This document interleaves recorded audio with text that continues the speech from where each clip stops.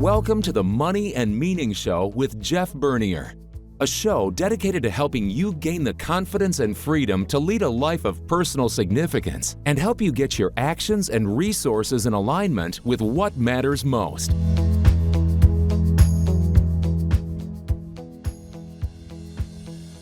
Well, hello and welcome to the Money and Meaning Show. So happy you decided to spend a few minutes with me today. I'm really excited about our conversation today. I've got a repeat guest today. I'm going to be joined today by Larry Swedroe. Many of you may be familiar with Larry from past appearances, or if you're active in the financial literature, he's a prolific writer, speaker, and consultant. So you may have seen him around a few places, but let me give him a proper introduction. So Larry has a long history prior to Buckingham, but he spent the last 28 years as a principal and director of research for Buckingham Strategic Wealth. In those roles, he's responsible for reviewing academic research, developing investment strategies, and guiding the firm's evidence-based investment approach. Over that time, he also wrote 18 books on investing. His most recent, I can highly recommend, is called Enrich Your Future, where he takes years and years of his academic research and really distills it down to really great stories that most of us can understand and relate to. So he does a great job with that. He publishes a lot of different places. He's been published in the Journal of Investing, Journal of Accountancy, the American Association of Individual Investors. He writes frequently in Advisor Perspectives, Journal of Indexing, ETF.com, and then some other industry publications. He publishes frequently, wealthmanagement.com and morningstar.com. Recently, he started publishing on Substack, if you're familiar with that, and that's probably the best place to get a lot of his material. So if you subscribe or go into Substack, you can find Larry, and he's putting out tons of great material. Since retiring recently from Buckingham, Larry's been working as a consultant for several wealth management firms, including ours, providing research, portfolio construction counsel, and in some cases, outsourced chief investment officer type services. So anyway, Larry, I could spend a long time here talking about your history, but I wanted to say welcome and thanks for joining me today. My pleasure, Jeff. Always happy to come back. Yeah, and I think our topic today is certainly relevant, given all the volatility and uncertainty in markets, and a lot of people are asking questions about what they should do in what appears to be volatile times. But let's start with the basics. So my audience and the hero of this show is people who are kind of getting ready for the second act of their lives. They're transitioning to retirement potentially. So just a big picture, how do you go about determining how to allocate their retirement capital to provide this rising income stream over a 30-year period? What is your big ideas there? Yeah, so the most important thing, which is the answer to this question, is really covered in depth in my book, Your Complete Guide to a Successful and Secure Retirement. There are 7 chapters out of the 20 in the book that go through the whole investment process. And then the book has lots of other important topics like the need for long-term care, elder abuse, women's issues, and planning a life in retirement, and the role of annuities, all of those kinds of things. So the most important place to begin is to figure out what we call your ability, your willingness, and your need to take risk. Each of them can provide a very different answer. So, for example, somebody who's very wealthy and maybe spends $200,000 a year, but has a $10 million or more portfolio, that's a 2% withdrawal rate, and you could own nothing more than tips the rest of your life, have no risk of inflation, no economic cycle risk, and you'd meet your goal, okay? But you also have the great ability to take risks because you've got plenty of wealth and could devote assets to that. And you may have a bequeath desire to leave assets to a charity or your family or whatever other uses you want to have. Second thing is this willingness to take risk.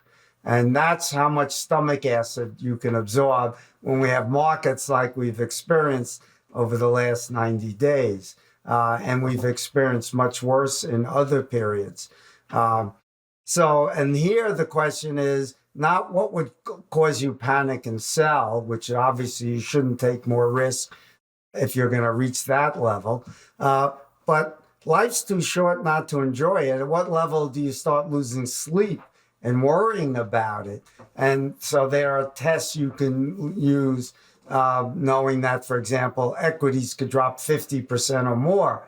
So if you can't stand more than, say, a 25% drop in your portfolio, that's telling you probably shouldn't have more than 50% equities. I mean, that's just a simple example. And then you have this need to take risk as well. Some people have a big need to take risk, especially early in their life. They want to retire well. And others, as we mentioned earlier, have no need to take risk. And here, what I try to teach people is there's a three-legged stool: ability, willingness, and need. And all three legs have to be very stable. So the ability to take risks might depend upon, if you're working, the stability of your job, how it correlates to the economic cycle risk of stocks.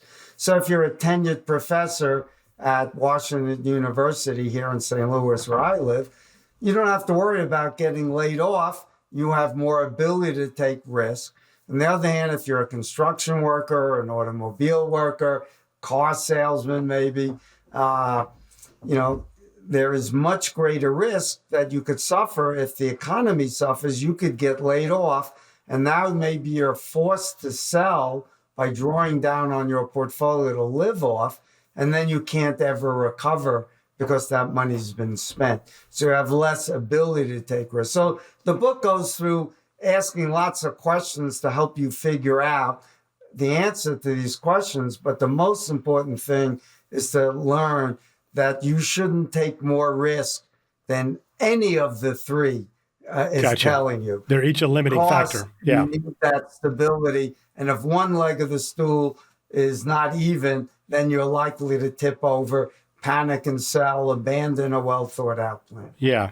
Well, and I love what you mentioned too about enjoying the journey. So you're not, you don't want to, stay up at night worrying about your strategy, your allocation. Yeah. So, hey, Jeff, here's a good story that I've told in my books that I think would be helpful for your clients. A friend of mine who I work with long ago, when I was vice chairman at Prudential Home Mortgage, his name was Philip, and he was in his probably late 30s or so, and his willingness to take risk was asymptotically close to zero. And he worried any day the market would move 1 or 2%. And stuff. And yet, he didn't like the corporate world. Although he was a terrific executive, his goal was to retire early and become a photographer and earn his living, whatever he could earn from that. So I sat down with him and said to him, look, you have a choice here. You can have a very conservative portfolio that would likely not lose more than 10 or 15% in a really bad environment. But you will have to work another 20 or 30 years because the expected returns are going to be low. Or you could take more risk now and have to worry about it. And we go out and buy a 10-year supply of Maalox, I told him. But that would give you a better chance to retire early. There's no right answer to that question. And we sat down and talked about the pros and cons. And he thought the higher priority was his desire to get out of the rat race and go enjoy life as a photographer. So he did go out and buy that supply of Maalox, and he lived with it. And luckily, this was in the late 80s, the market took off. And by the late 90s, he'd achieved his goal, and he retired and quit, and then move to a much more conservative portfolio. Yeah, makes sense. That's an example of sometimes you have to make a choice. You have to make some trade-offs. Yep. Very good. So, yeah, you've taught me over the years, and obviously a lot of your literature is all around what you call the evidence-based investing. So how would you define evidence-based investing?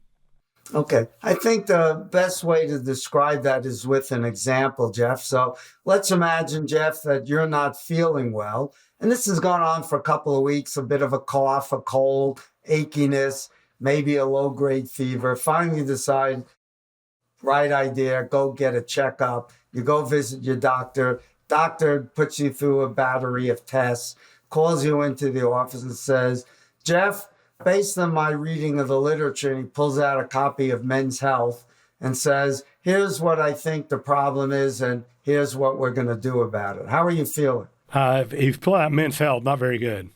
Not very good. If that is his resource for giving me advice, I'm not sure that's a very good, credible source. Yeah, I would call that the equivalent of, say, Jim Cramer reading Barron's magazine, Money magazine, right.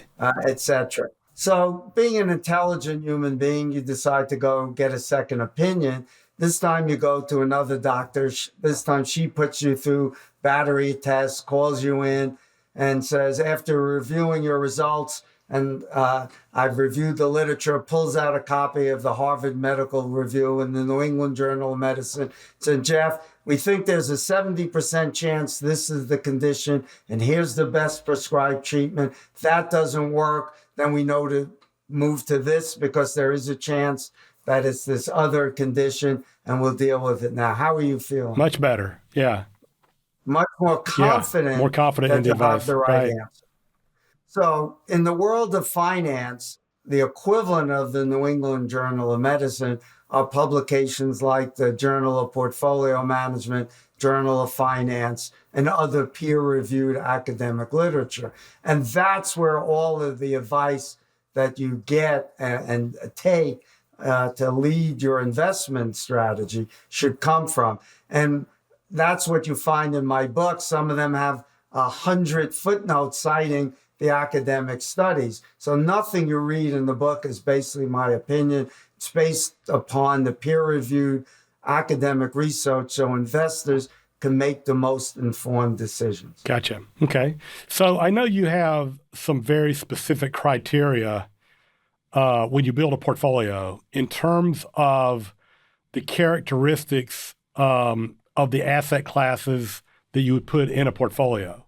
Or factors, I guess. Oftentimes we don't think in terms of just asset classes. We think in terms of characteristics of holding. So what are the main criteria? And you write a lot about this, but I think our audience could get some value from at least that filtering. Can you run through those quickly? Yeah, so I have 4 core principles, and we'll walk through them. And this should be a test that should be applied to every single investment, not just the portfolio, and helping you decide. So the first thing is everything should be based upon this peer-reviewed academic literature and not people's opinions, okay?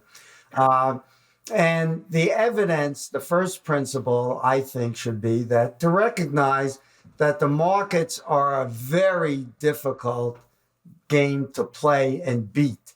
By that, I mean outperforming appropriate risk-adjusted benchmarks. The markets are not perfectly efficient. They don't always get prices right. But the evidence shows whatever the price is today is the best estimate of the right price. And we know that because all the academic literature shows the odds of your choosing an active manager who engages in individual stock selection and or market timing and outperforming are incredibly low. So I'll give you a bit of data to help you. In 1998, when my first book, The Only Guide You'll Ever Need to a Winning Investment Strategy, was published, about 20% of active managers were outperforming risk-adjusted benchmark. And that's before taxes. So for taxable investors, taxes are actually the largest expense, typically much more than the expense ratio, trading costs, commissions, etc. of the vehicle. So let's cut that number in half, and something like 10% were outperforming.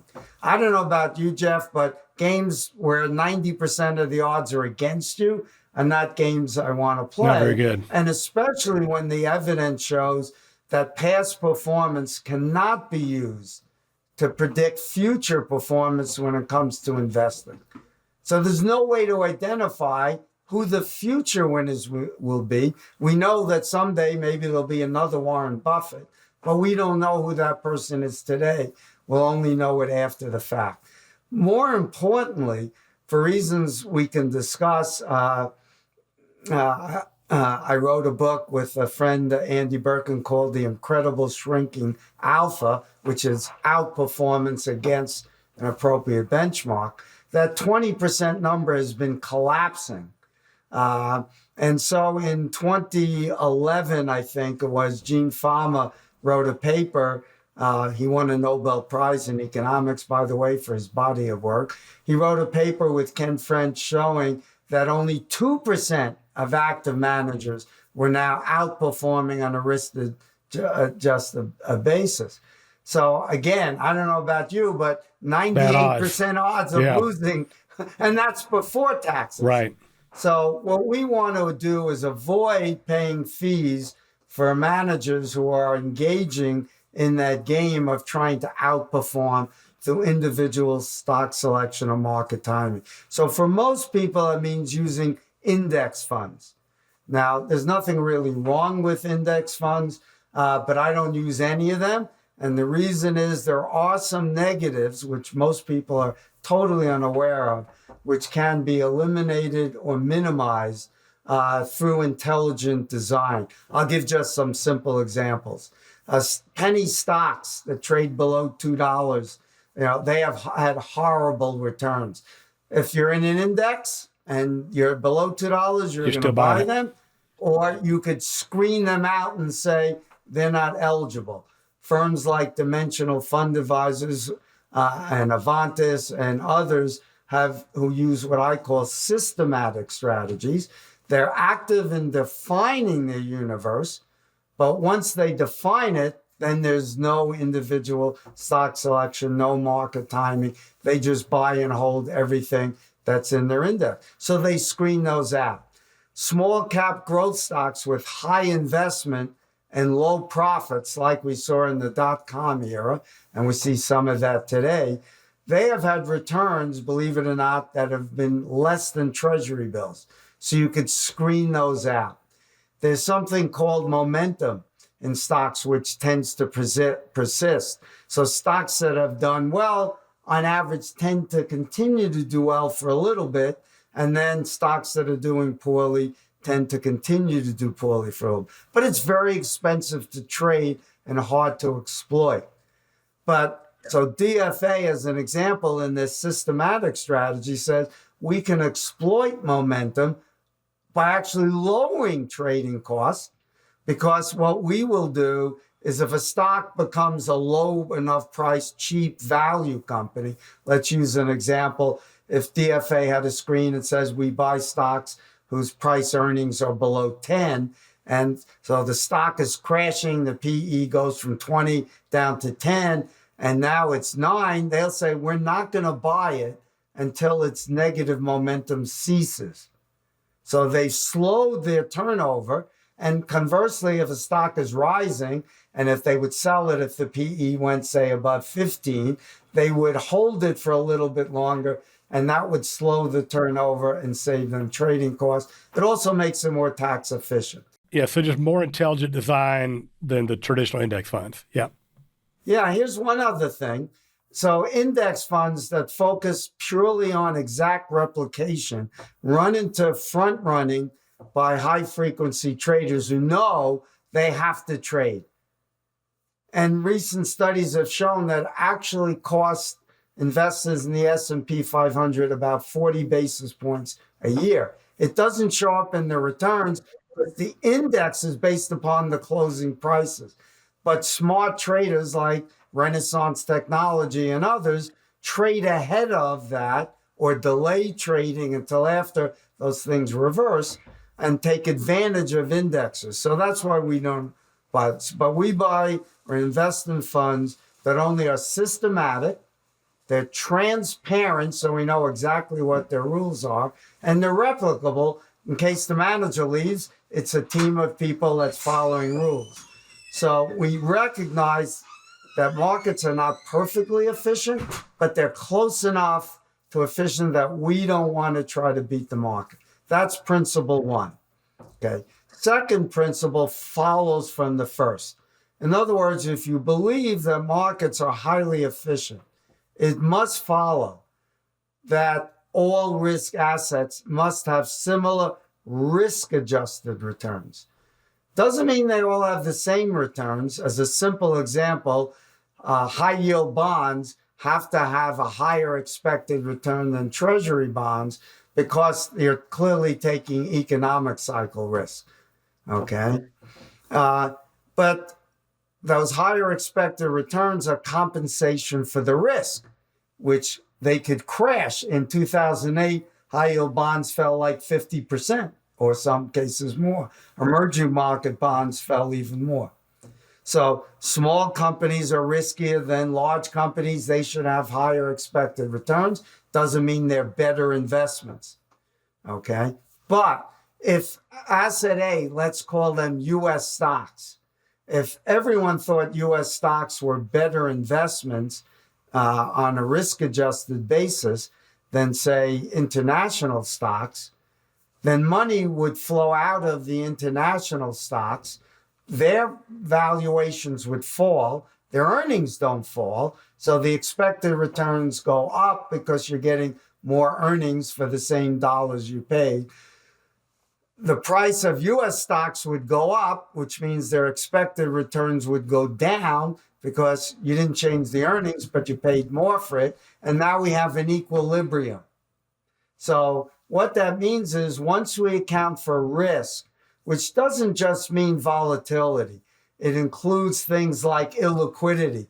If an asset is more liquid, it's safer because you can get your money out easily, quickly, with low trading costs, should have lower expected returns. Doesn't make it worse. It means it's an appropriate compensation. If you're illiquid, like an interval fund, which only allows maybe a minimum, though, of 5% a quarter, then you should get a premium for that. It doesn't make it a better investment because you have a higher expected return. But if you don't need the liquidity, for you, it's a better investment. Let me make sure I understand this. So the goal here is just recognize that markets are efficient. And if markets are efficient, you should expect all risk assets to have similar risk-adjusted returns. Exactly right. And volatility is not the only measure of risk. I mentioned liquidity, but there are other things. Some have what are called fat tails. When things go bad, they really crash bad. People hate those things. And so you require a Higher bigger return. risk premium. Yeah. And so again, you should account for that when you build portfolios. So if all risk assets have similar risk-adjusted returns, so that means real estate, reinsurance, U.S. stocks, international developed markets, emerging markets, infrastructure, private credit, they all should have similar risk-adjusted returns, which means you should, in my view, the only logical answer is hyper-diversify, meaning diversify across as many assets that you can identify that meet the criteria that Andy Birkin and I established in our book, Your Complete Guide to Factor-Based Investing. And I'm really proud, and I know Andy is as well, that these criteria are often cited now by many writers, and yet no one seems to give us credit, or not many, for being the first to put them in writing, as far as we know. So what are those? So maybe we should go over those 5 criteria. Why don't you do that? Go through so these are repeat what these are. These are the 5 criteria for the risk factors that you'd want in a portfolio? Or any investment, not just a factor, which is a trait or a characteristic. So value is a factor, but it's a trait of cheapness. You would buy cheap stocks and avoid expensive stocks. Yeah, go through those factors or those criteria. So the five key things you should insist on. One is that asset has to have a premium, or why are you investing? So it's got to have some higher expected return.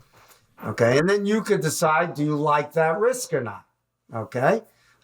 But if you're willing to take that risk, it's got to have a premium. Like I mentioned, illiquidity. If there's no premium for illiquidity, you shouldn't invest in it, right? Because you're giving up the ability to raise the asset and turn it into cash. That premium has to have evidence of persistence across very long periods of time. And I don't mean 10 or 15 years. I'm talking like for U.S. stocks, we now have data for about 200 years and really good data for over 100 years now for U.S. equities. So it should also be persistent across economic cycles. So you don't know it didn't just get lucky and avoid the periods of recession. Second thing is it has to be pervasive. I'm sorry, that was number two now. Number one was a premium. Persistence. Number two is persistence. No, the premium is the the premium is persistent. I'm sorry. Then we have five. I got you. Yeah, the premium characteristics. Okay, so the premium must have. Okay, so persistent premium was number one. Okay. Right. Then it has to be persistent. That means there's evidence that it works in not just the U.S., but around the globe. It works not just in technology stocks, but drug stocks and automobile stocks. It works where appropriate in not only stocks, but bonds, but in currencies and commodities.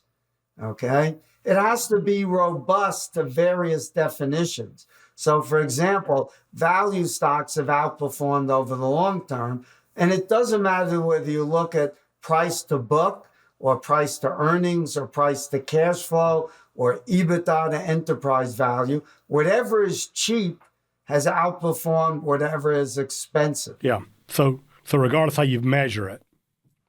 Right. And here what we're doing in every case is we're trying to avoid the risk that an outcome was the result of pure data mining.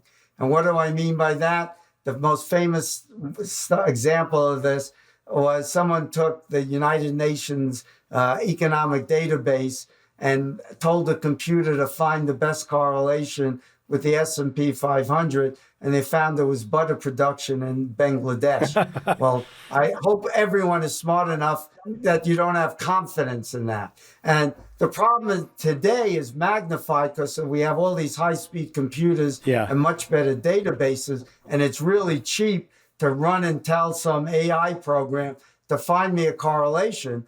But that doesn't mean there's correlation or predictive value. Right. So this is why these 5 tests are so important. The other 2 are implementation costs must be covered. So, for example, if micro-cap stocks had a 3% premium, but it costs you 5% to trade, it doesn't do you any good. So you have to survive all of your costs.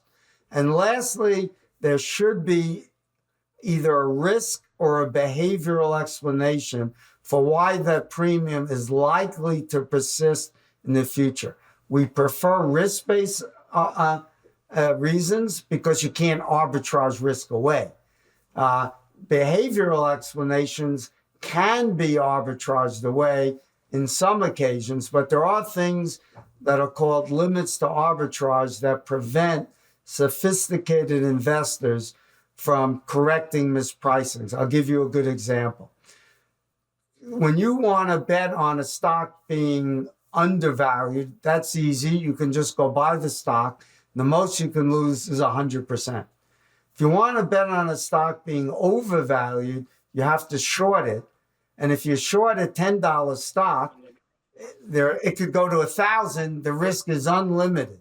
And it could be very expensive because in order to short the stock, you have to borrow it from somebody. You're going to pay them a borrowing fee.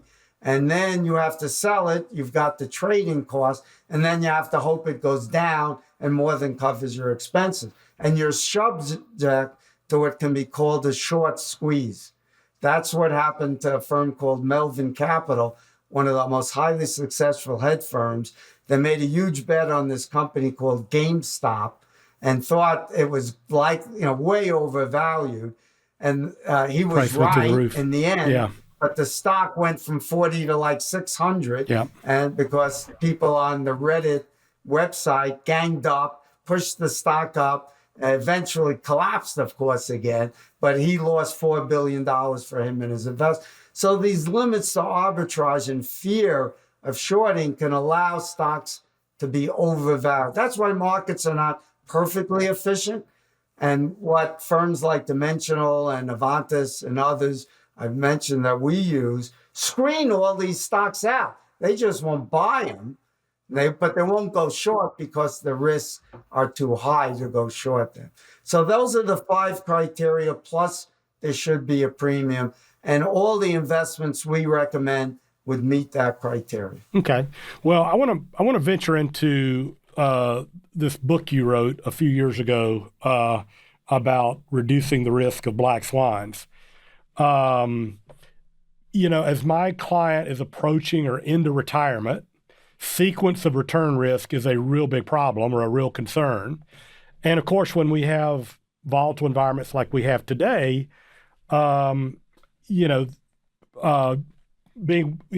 protecting against these, quote, black swan events that you wrote about all the way back in, 2018, this version.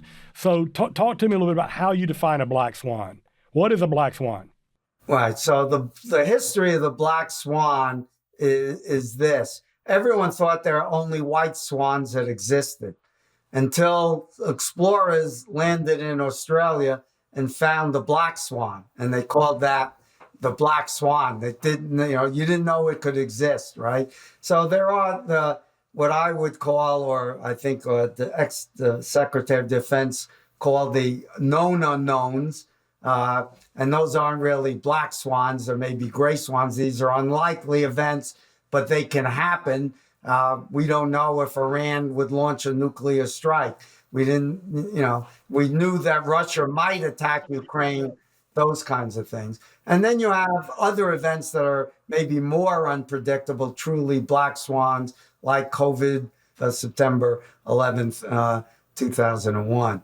Right. However you want to define them, these are highly unlikely events that can really strike and damage your portfolio. But we know that they occur with some fair degree of frequency. We've had now, just in the last 2 decades, we had the internet bubble and then the events of 9/11.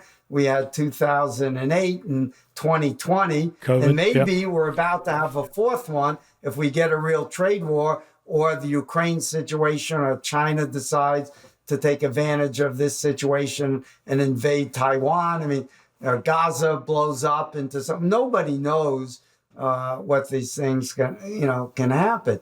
And so what you want to do, especially when you're older and sequence risk is a problem, you need to defend your portfolio, protect it, or reduce the risk of those black swans. So let's just touch, you mentioned the term sequence risk. Sequence risk is not a problem for young investors. In fact, young investors, as long as they don't get unemployed, should root for bear markets because they don't have a lot of assets they're saving, and you want to be able to buy much cheaper, right? So the market crash in 2002 was the best thing that happened to them. Or they don't panic out. I've read some research recently that young investors today, I know we have the subset that are FOMO and invested in crypto and meme stocks and that kind of stuff, but a lot of young people are actually more conservative than you would rationally think they should be in some case because of their time horizon. But anyway, be that as it may, volatility's good if you're buying, because you're buying at low prices. If you're buying, right. But if the problem, why it's called sequence risk, is if you can earn 10% a year for 40 years, which you did if you start in 73, you got 10% for 50 years. But you could be bankrupt within 10 because you're withdrawing from the portfolio. Let's say you had $1 million and you withdrew 50,000 to live on, but the portfolio drops 25%. The next year, because inflation was so high, you have to draw, let's just keep it simple, 55,000, and the portfolio dropped again another 20%, and then you can never recover because those assets have been spent and they don't get the rally. Right. And so that's where the sequence risk can come in. So how do we reduce that risk? What we have to do is add assets to the portfolio that don't have the type of exposure to the economic cycle risk of stocks and the inflation or duration risk of bonds. So assets that come to mind as example are things like reinsurance. Earthquakes don't cause bear markets and vice versa. So you can have a year when both do poorly, but the odds are very low because the odds of any down year in each case is only about 30%. So you would expect in any one year, there's about a 10% chance that both might be down. So about once a decade, that's going to happen. So that reduces the risk. We saw that 2022, reinsurance had a good year and stocks and bonds both got killed. Reinsurance is up this year when stocks are well down, at least U.S. stocks are way down, and bonds are about flat. There are other assets like infrastructure, private real estate, private credit with floating rate debt that have some economic cycle risk, but their downside risk, meaning their exposure to that economic cycle risk of equities, is much less, and they don't have the inflation risk that longer term bonds have. So you add these other assets to the portfolio and you narrow the dispersion of the possible outcomes. You give up the opportunity for those great returns that stocks can give you when they go up 20, 30, 40%, but you get rid of the tail risk that can really destroy a portfolio when stocks go down 20, 30, 40, 50, 60%. Okay, so let me see if I can summarize what I think you just said. You said that to provide protection from these black swan type events, you want to hyper diversify into some of these asset categories or asset classes that are not correlated to traditional stocks and bonds. Bonds not highly correlated with these traditional asset classes like reinsurance or private credit or private infrastructure or so forth. So that's the big idea, correct? Yeah, and think about it this way. If you work near a beach, you can sell, towels and blankets and stuff. But if it rains, you get wiped out. You get no sales. If you sell only umbrellas and it doesn't rain, you're wiped out. So the smart entrepreneur owns some of both. And what they have is a smoother ride. They don't have sales way up one day, way down the next. You get more of a smoother ride. And that's what you're trying to accomplish by diversifying the portfolio. In the first part of our conversation, you talked about some of these risk premium factors, which were, I guess, largely in public markets. And these vehicles you just described are private market investments. Yeah. So we have two ways to diversify. We could diversify our equities, our public equities, by instead of owning, say, a market fund like the S&P 500, which is mostly dominated by a handful of companies. 5 of the stocks make up like 25, 30% of the market, and they're mostly these big, large growth companies. You can diversify away by owning things like small value stocks. Small companies and value stocks tend to have low correlation with large growth stocks. Some years they both go way up, some years they both go way down, but there are years when value does very well and growth does poorly. That was like 2000 to 07. We had the largest value premium ever. The last 15 years or so, value was underperformed. Maybe that's about to change, now. So you can diversify and therefore cut those tail risks down by diversifying between small value. You can use momentum as another factor, factors, and quality and profitability is another fact. So high quality stocks have done better in this market this year. They did worse in other years when people were driving speculative stocks up. Yep. But to defend against the black swans, your suggestion is to go to these alternative asset classes. I'm suggesting you could do both. So you could diversify your equity exposure, and because the research shows that small value, profitable, high quality companies have higher expected returns, you don't need to own as much equities. So that's going to cut the tail risk. They tend to not do as poorly, especially the higher quality companies in really bad markets. And then you can also add things like private credit, reinsurance, and other assets like private real estate, which have low correlation, not uncorrelated with economic cycle risk. But let me give an example. Private credit that is senior secured, so very high quality, low LTVs, and floating rate debt and lending to profitable middle market companies has historical default losses of 1% a year. The current yield is about 10. So let's say we get a bad recession. Well, that fund is going to experience higher losses, but maybe the fund will go down 8 to 10%, but equities might go down 50. Yeah. So you have some exposure, but nowhere near the kind of downside risk that equities would have. Yet the expected return today is about 10, which I would argue is higher than the expected return to U.S. equities. But the most important point, I think, is this diversification into these non-traditional private asset classes that help volatility. Is that what that's the case you're making? Yeah, they're more effective diversifiers than the factors in equities, because if you own small value stocks, you still have exposure to the market risk. If I own reinsurance, I have no exposure to the market risk. So you wrote the book on alternative investments too. So you wrote the book on fat tails. You wrote the book on alternative investments. I think you wrote it all the way back in like 1998 or something. I don't know if there's a new version. It was about 2005. There's a new version too. Okay.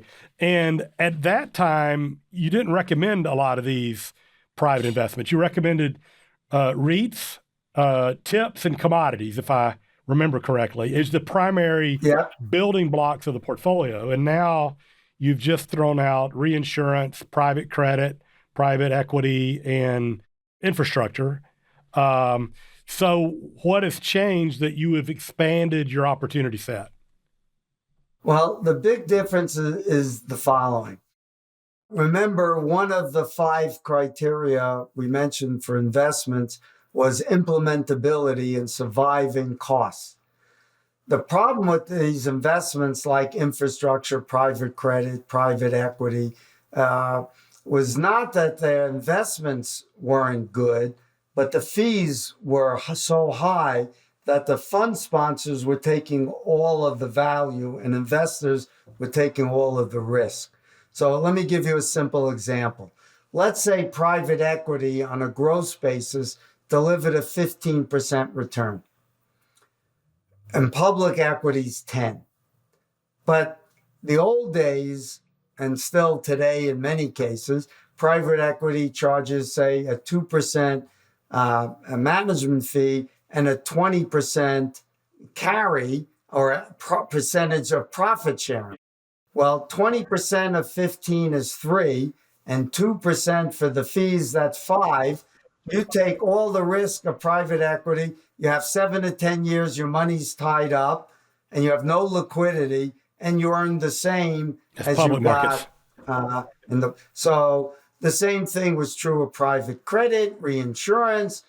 Okay, that began to change about 10 years ago, or even a bit longer now, when a hedge fund family called AQR Capital began to introduce hedge funds-like strategies.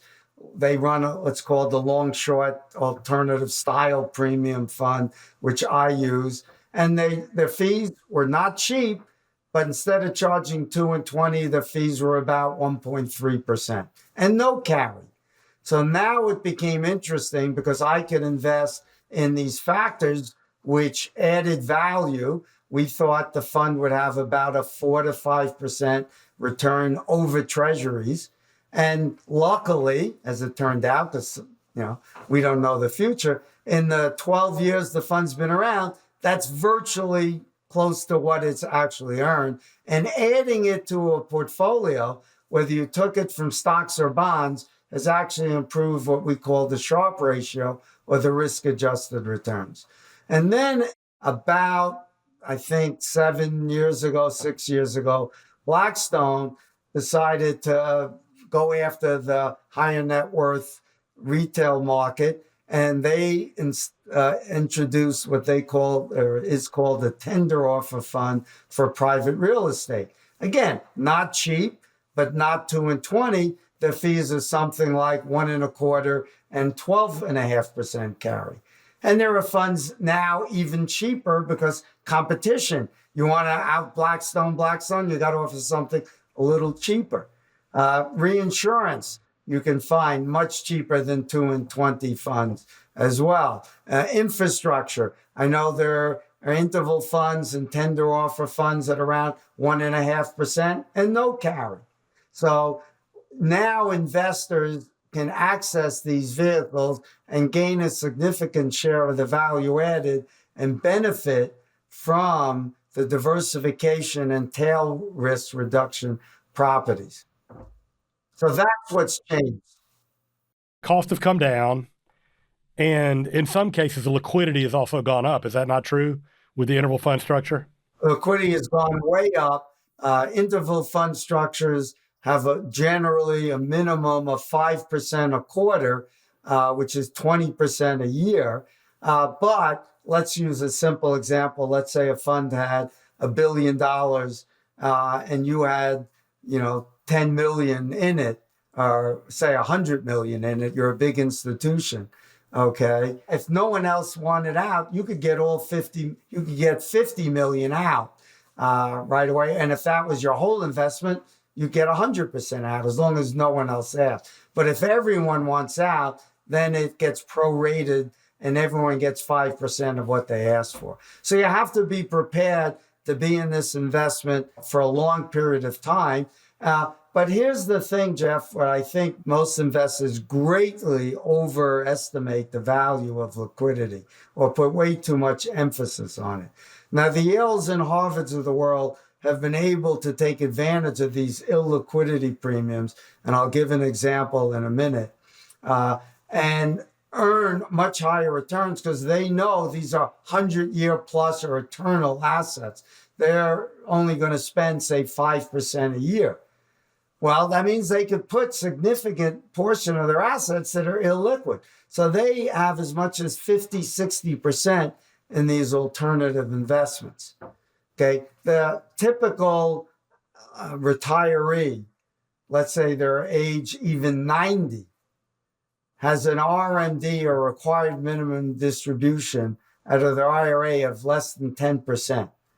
Now, if you're not taking more than your RMD, and most higher net worth investors I know are not, trying to keep that deferral going as long as possible, okay, you can get out 20% a year because 5% a quarter, which is more than you need, way more than you need. So let me give it a simple example to demonstrate this.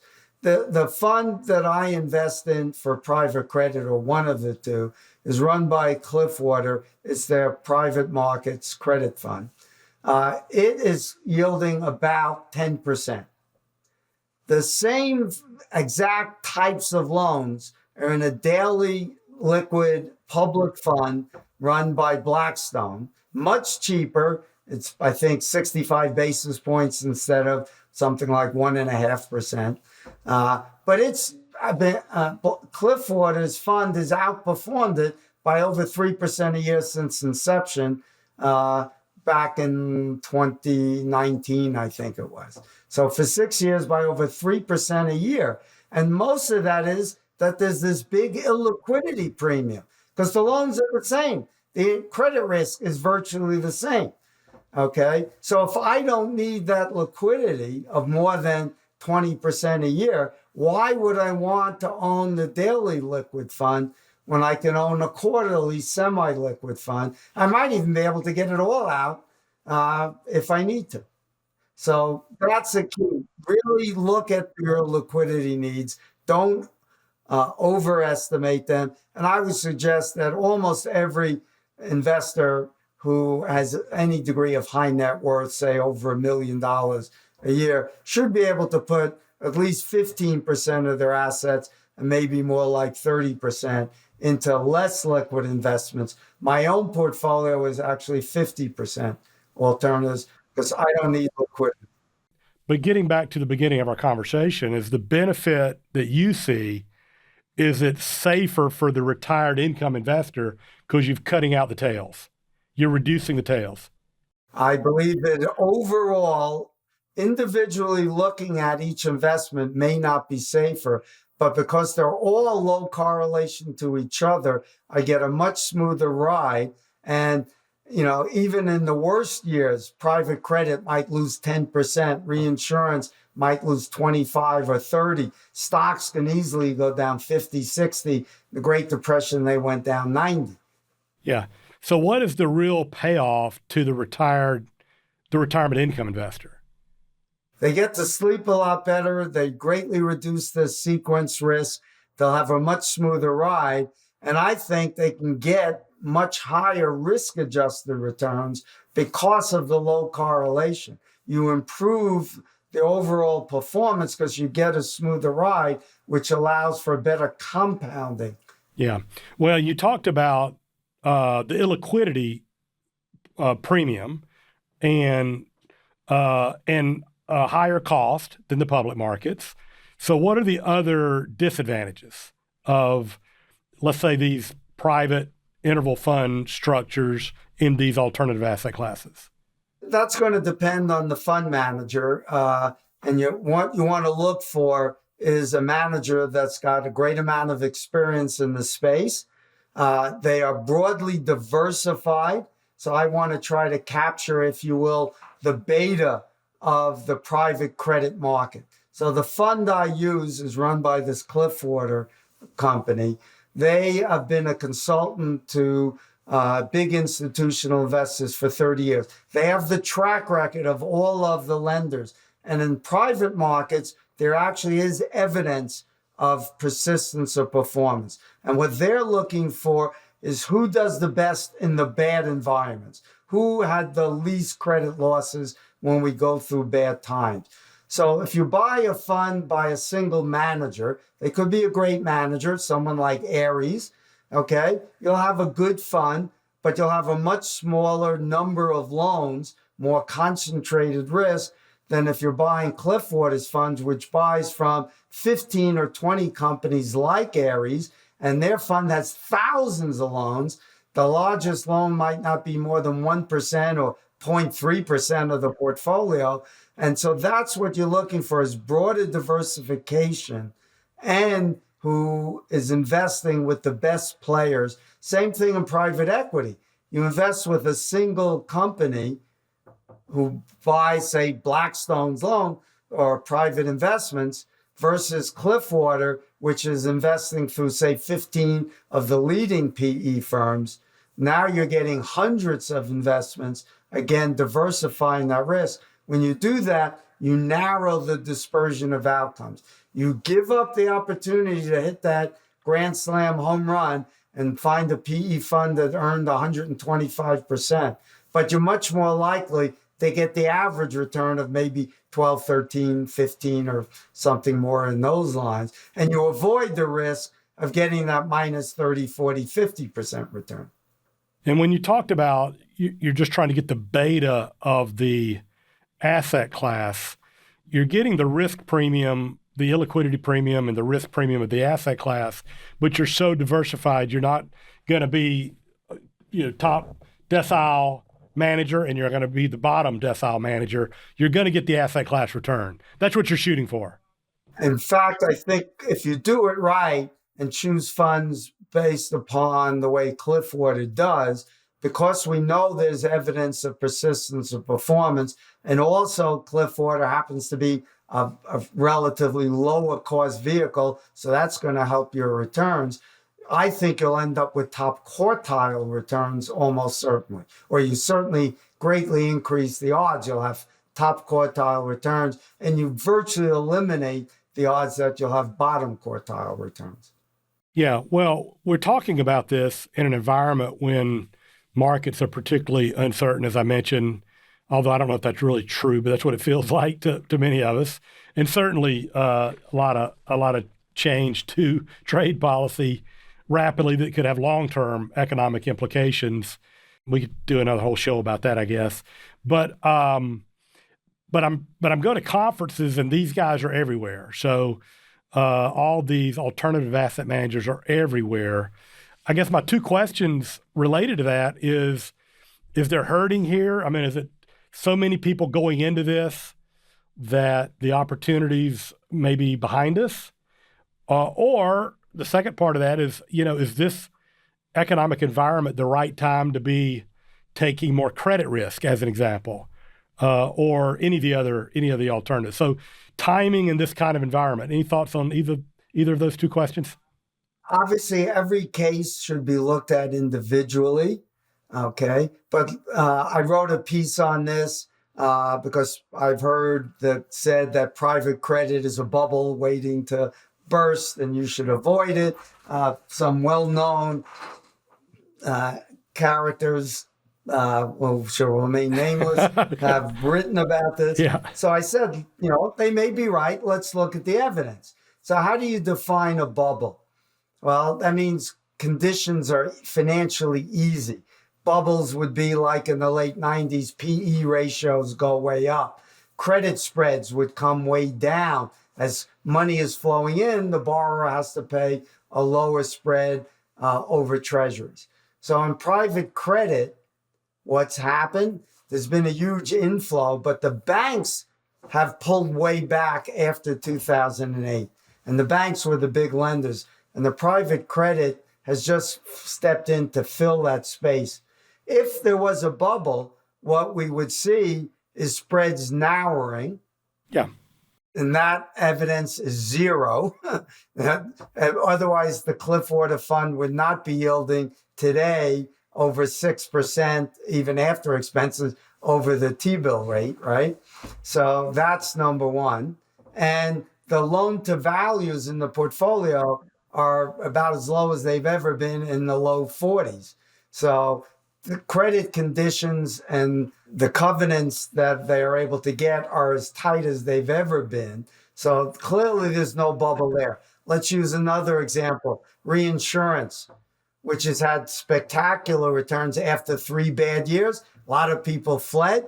The fund I own, Stone Ridge's reinsurance fund, the last 2 calendar years earned 92% cumulatively. And the expected return this year going into it was 22% or so. Now that's a median of a very wide potential outcome because we don't know what hurricanes will hit. Could have ended up down 30 or up 30. We don't know. Now the fund did get hit by the worst fire in U.S. history with about a 10% loss. But because the premiums have gotten so big, the fund is actually still up for the year when 80% of the premiums come in July, August, September, and October. So I still expect the fund to return maybe low double digits for the year. If we get a normal year, the rest of the year for hurricanes, maybe 1 or 2 class 3 hurricanes hit. If we don't have any hit, or one and it lands in Tallahassee and not in Miami, then the returns will still be very good. So we don't know. But if there was a bubble, the expected return would be 7% or 5%, not 22, which is where we were at the start of the year. In private equity, we see the same thing. Multiples times EBITDA are low, and there's a lot of secondaries coming to the market by some people who are forced to sell for various reasons, and you're able to buy them today at 8, 10, 12, and in some cases even large discounts. So private equity, I think, is actually a very good opportunity to be putting new money in, especially if a fund doesn't have a lot of legacy assets, which might be overvalued possibly. But newer vehicles, you have a great. So I don't think there's any evidence yet, but these are things that you do have to watch, just as you do in public markets, though. Well, and everything you described, other than private equity, has an expected volatility of less than equities. Oh, well less than equities. I would say reinsurance has a volatility of, let's call it 10. Private credit, published numbers are 2% or so. I think that's misleading. Maybe it's 4. So that's 1/5 of what equities is roughly. So you're getting a much more volatile infrastructure, relatively low, probably in that same 4 or 5% kind of. Yeah. So if you're worried about, are you doing it at a bad time? If these should be strategic decisions. They're not market timing decisions. Either you believe in hyper diversification and willing to give up some illiquidity that you're compensated for. They may make sense in terms of reducing the fat tails, which is where we started all this. So, well, Larry, this has been really, really helpful. Anything else you want to add or chat about? I'm about to wrap it up here, but didn't know if you had anything else on your mind that you wanted to throw out. Yeah, I would just add this, since we talked a lot about this illiquidity thing. Yeah, to me, investors think of it as a bug, and they don't like bugs. It's really a feature. And the feature is one you should want, because you want to be protected against other investors forcing your fund to sell an asset into an illiquid market at a time when there's a crisis, and you're going to have a big market impact cost, and you're going to have to absorb that. It's there for a reason. It allows the fund to go buy these less liquid investments and not worry about having to force sell. So think of it as a feature. And if you're able to take that illiquidity risk for some portion, obviously not all of your portfolio, right? Then you should take advantage of that illiquidity premium. And that's going to me as close to a free lunch. May not be a free lunch, but to me, it's a free stop at the dessert tray. Okay, good enough. Well, that's a good place to end. Larry, this has been awesome. Remind the audience again the best way to follow your material or to check out your books. Well, just last month, I started to write for a Substack, which has now become the place to go for bloggers. But I also, you can follow me on either LinkedIn or X. I post on all 3 of those sites, all my stuff. Obviously, you can find any of my books on Amazon as well. And one of the benefits of reading my articles and books is I always answer every question I get from readers, whether they send me an email or post it on Substack or X. So you get at least some free counsel. Okay. Awesome, Larry. Well, thanks again for being with us. I appreciate it so much. Thank you guys for joining us. Hope you found some value in our conversation today and want to check out past shows. They're available all at the various streaming services where you get your podcast, The Money and Meaning Show. If you'd like to reach out to me, you can email me at moneyandmeaning@tandemgrowth.com. So thanks for joining us and have a great rest of your day. Take care. Thank you for listening to the Money and Meaning Show with Jeff Bernier, a show dedicated to help you gain the confidence and freedom to lead a life of personal significance and help you get your actions and resources in alignment with what matters most. We would love to hear from you. If you have any questions or comments on the show, feel free to reach out to us at moneyandmeaning@tandemgrowth.com, or you can find us on the web at www.tandemgrowth.com. Jeff Bernier is the President and Chief Investment Officer at Tandem Growth Financial Advisors, LLC, an SEC-registered investment advisor. This show is a production of Tandem Growth Financial Advisors, LLC.